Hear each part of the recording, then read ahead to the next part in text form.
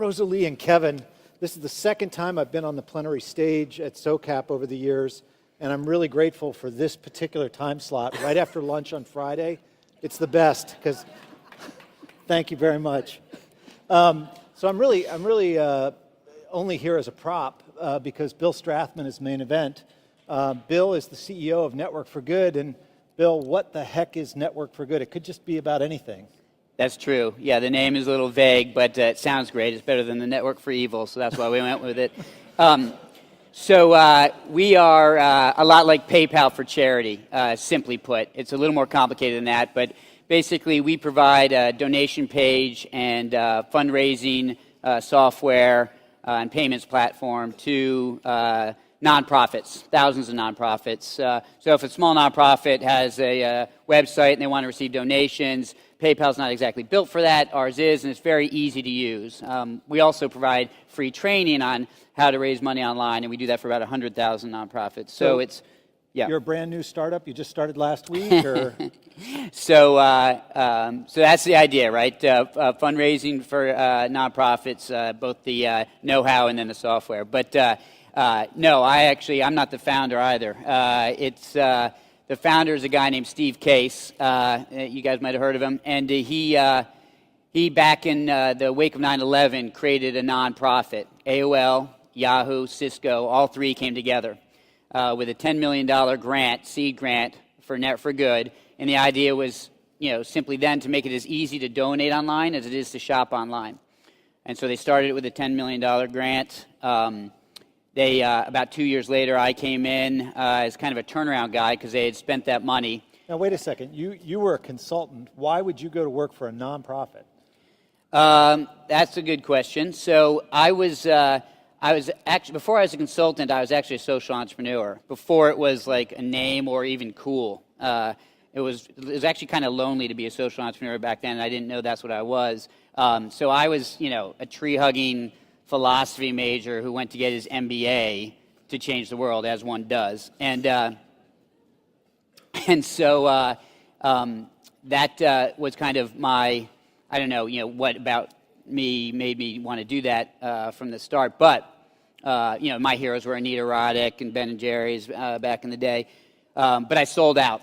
And I took the fat paycheck from Anderson and became a management consultant. But on my fourth day with Anderson, I lost my mom to cancer, and she was 54. And then we lost my wife's mom to cancer when she was 57. And so that was a kick in the ass, a wake-up call for the guy who was a social entrepreneur. And so I changed my trajectory, and I traded financial success for life significance, as they say. So instead of working for the Death Star, you started working for the Network for Good. Exactly. So I did. So tell me a little bit. And that was 12 years ago. 12 years ago. All right. So 12 years ago, you go to work for this nonprofit. What's happened over the last 12 years?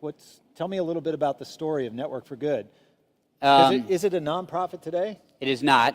It is not. So we are B Corp certified, a for-profit, or I like to say for-purpose company. But I've always thought that we should, change the name for those companies who are not in our kind of space. We call them not-for-profits. Why don't we call them not-for-purpose organizations?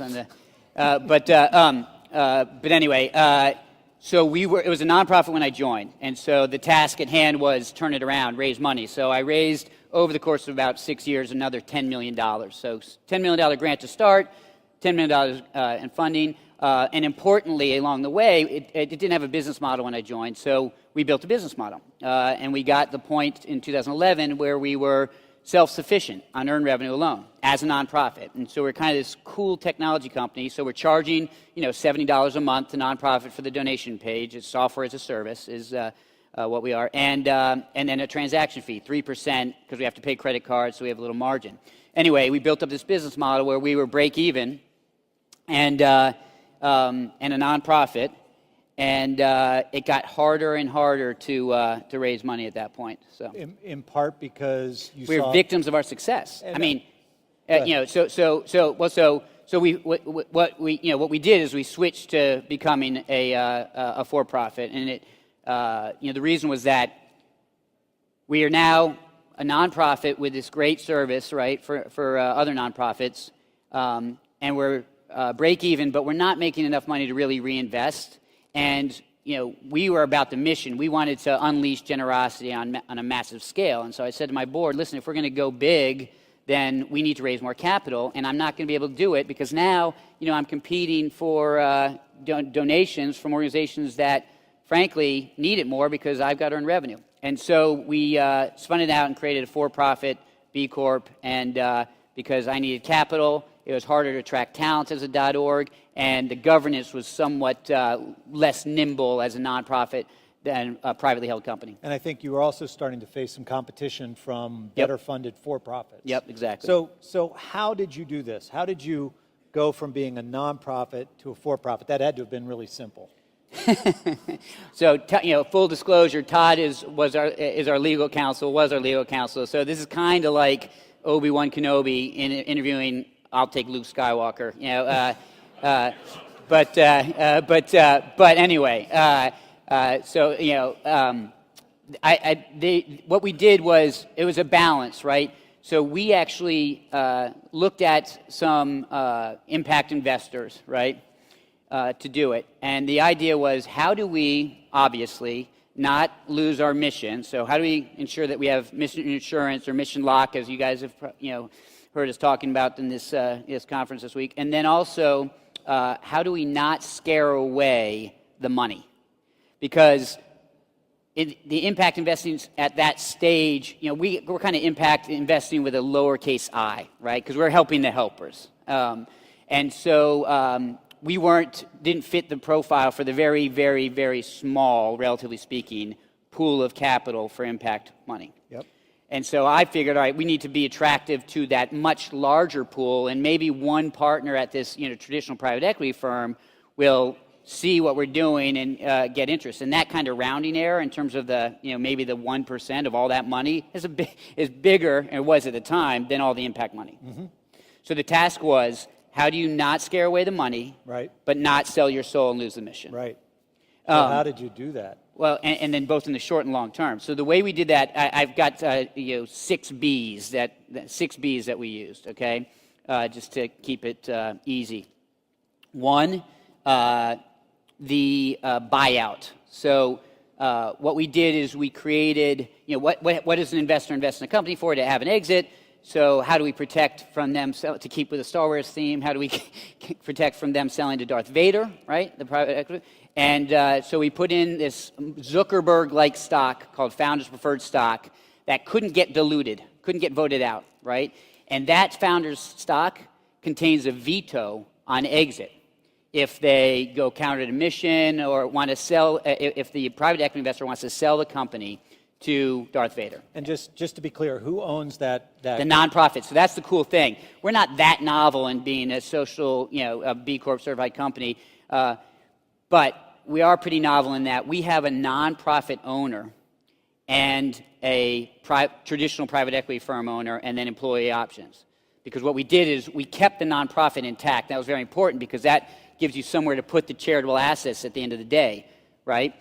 So if we ultimately do have an exit, then, and the nonprofit owns, let's say, 50% of the company at that point, all those assets go back into the charitable sector and they can be distributed as the nonprofit sees fit, okay?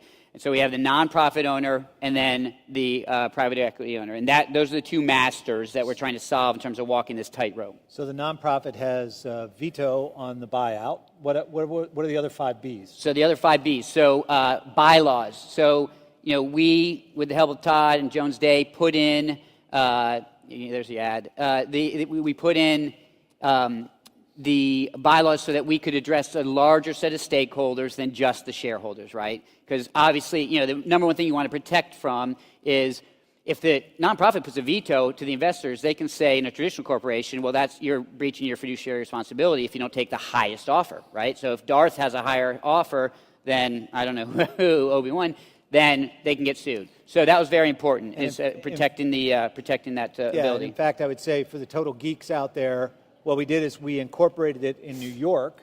Correct. Under the constituency statute in New York, which specifically allows directors to think beyond just maximizing wealth for shareholders. It's a stakeholder statute, and then we drew that into the articles and bylaws. Correct, because it wasn't available in Delaware at the time, now is. So, now it's like 32 states that have these types of laws as opposed to the 17 or so when we were doing it. So anyway, bylaws is the second thing, right?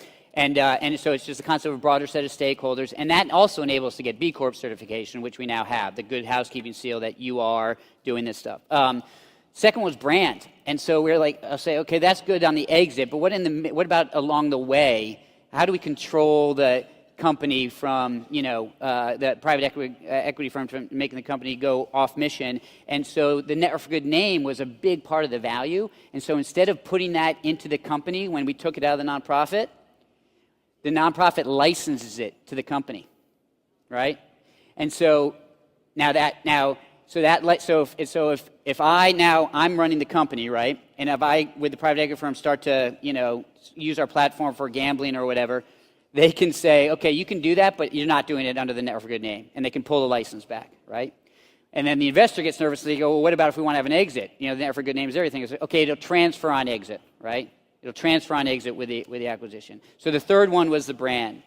The other way along the way in the immediate term is, well, how do I stay close? And we basically took 2 board members from the nonprofit board who stayed intact. The nonprofit board stayed intact. It's like 12 board members.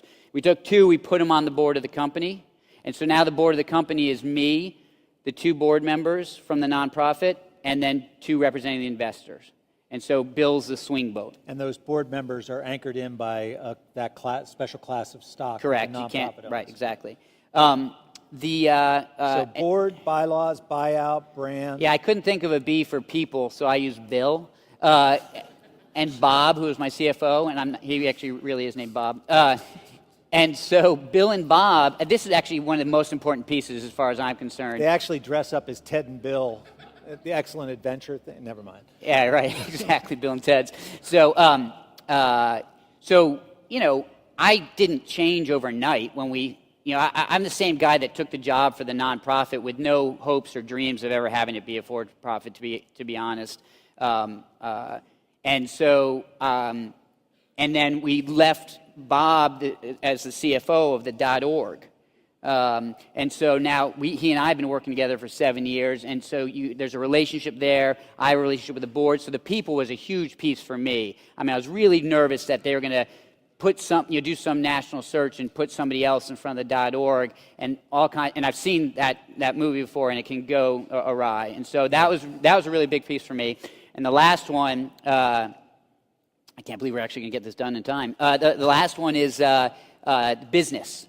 So the .org, we pretty much took all the operations, right? It went from being an owner-operator to an owner, but it still played a role in our business. Right. It still receives donations and then re-grants them to the charities, the charitable arm. And so we set the 6B is business. We set up a business relationship with the .org, right, that provided it sufficient funding to maintain operations, because as an owner, there's no liquidity that comes out. There's no dividend or anything. Right. And so we set up a business relationship so that we could pay them for their fair share for for their role in our ability to create this really cool model where we can process a donation for any charity instantly. I mean, you can go to Net for Good, as you may know, and you can search for any charity you want, your kids' PTA, anything, and make a donation to them like that. So it's a pretty cool service. Two quick ending questions. Yes. How long did this take you to get done? It took us, let's see, I first pitched the board on the vision in 2011. We started to see whether investors would invest in 2012, and then we spun it out in 2013. So almost 2 years. 2 years, yeah. And how much did it cost to get it done? How much did it cost to get it done? I'm hitting you with a, sorry, you weren't ready for those questions. No, it's fine. I mean, it was probably...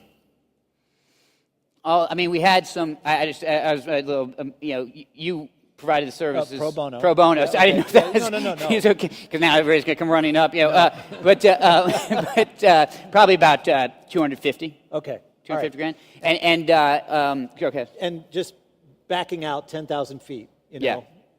Final thoughts, because we've been down. Final thoughts. Yeah. So this is kind of like pretty technical in the weeds for this last day. And so, final thoughts are I have two. I'm super passionate about Money for Good. I mean, Network for Good's about that $300 billion in the U.S. right now, right? And trying to make that friction-free for nonprofits. And how we're doing it is about all the stuff that we're talking about here, SOCAP, right? Businesses that are doing good and have a mission, and make money. And so on those two fronts, number one, I'll just make a plea to the social entrepreneurs in the room is that if you can find a market-based solution for attacking the social problem that you're going after, and I know this is maybe a little obvious to this crew, do it. And I feel like we have a moral imperative to do it because you got to leave the charitable dollars for those problems that do not have a market-based solution. And then for all of us as individuals who are going home to our friends and family this weekend, there's a little bit of an echo chamber here coming here. I know it is in my neighborhood. I mean, most of my neighbors can't spell impact investing, right? And so I beseech you, and I'm going to do a little gag here so that you remember, I beseech you to try and stop everybody that we know from doing this, right? And what they're doing is they're going, this is my investment money, right? I'm going to make money with this, and I'm going to give this away, right? And the fact that they treat it in two different pockets, we've got to break that binary and just think as one. Thanks, Bill. Thanks.